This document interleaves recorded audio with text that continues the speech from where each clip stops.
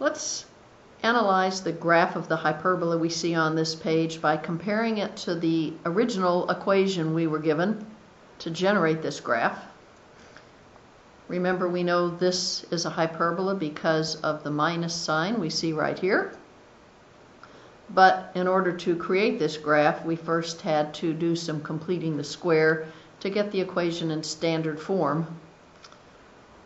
One of the things that is important to remember is that when we factored out the negative 16 from the y terms, it made the coefficient of this middle term negative.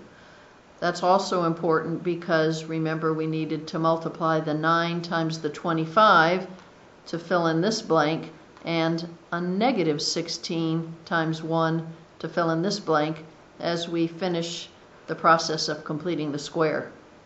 But notice something else. In the original equation, the coefficient of the x squared term was positive, which led us to believe that this hyperbola would have opened left and right.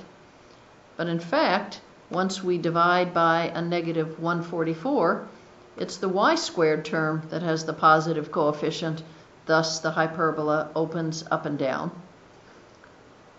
In that case, we have to be careful to get the coordinates of the center correctly. Our center has coordinates -5 and 1. Remember, the x coordinate of the center is with the x expression, and the y coordinate of the center is with the y expression. We've also been in the habit of writing the equations of the asymptotes for our hyperbolas.